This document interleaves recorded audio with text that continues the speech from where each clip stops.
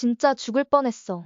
2년 전에 본가 근처에서 자취했었는데 그때 정말 죽을 뻔했어. 자취하면서 회사 다녔는데 회사 다니면서 학원도 다니고 계속 한 달 넘게 이 생활을 지속하다 보니 너무 피곤했던 거야. 그러던 어느 날 회사에서 회식하느라 학원도 못 가고 밤늦게 집에 온 거야. 난 술을 조금이라도 마시면 꼭 해장을 하고 자야 했거든. 그래서 라면 끓여 먹으려고 냄비에 라면물 넣어 가스레인지에 올려놓고 조금 누워있어야지 했다가 잠이 든 거야. 꿈속에서 너무나 아름다운 꽃밭이 드넓게 펼쳐져 있고 그 넓은 꽃밭에 멋진 정장 입은 남자 3~4명이 동서남북으로 서 있는 거야. 무표정한 얼굴을 하고. 근데 정말 잘생겼어. 난 어디로 가야 할지 모르고 가만히 서 있는데 한 남자가 손짓으로 저쪽을 가리키는 거야. 난 그 방향으로 갔고 그곳도 너무나 아름다운 꽃밭으로 이루어져 있었어. 그때 한 남자가 나에게 다가왔는데 그 남자가 다가오면서 향기가 났는데 세상에 어떤 향수, 꽃 내음과는 차원이 다른 말로는 표현할 수 없는 향기로운 냄새가 나는 거야.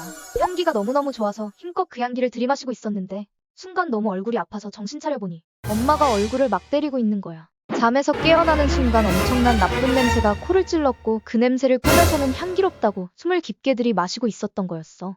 눈을 뜨니 주방은 연기로 가득했고 죽기 일보 직전에 엄마가 살려준 거였어. 엄마가 그날따라 느낌이 너무 안 좋아서 우리 집에 오셨다가 문을 두드려도 대답이 없길래 거실 통창으로 살짝 제껴진 커튼 틈으로 내부를 보게 되었는데 연기로 가득한 실내를 보셨고 한내도 진동을 해서 큰일 났구나 싶어서 베란다 창문 부수고 들어오셨던 거였어. 자취집 구조가 다가구 2층이라 거실 통창 바로 밖이 베란다였거든.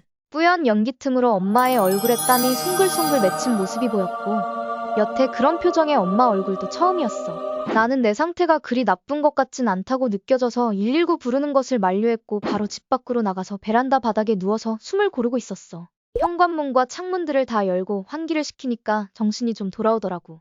그때 엄마 아니었으면 지금의 나는 없었겠지. 어제 엄마랑 통화하면서 좀 퉁명스럽게 말했는데 오늘 전화드려야겠어. 엄마 미안하고 살려줘서 정말 고마워. 그 사건 이후 난 향기가 좋다고 소문난 향수란 향수는 다 시향하고 다녔어. 꿈속에서 맡았던 그 향기를 한동안 잊을 수 없었거든. 그런데 모두 아니었어. 그때 이후로 난 향수를 뿌리지 않아. 그때 맡았던 향기는 세상에 존재할 수 없는 향기라는 것을 깨달았거든.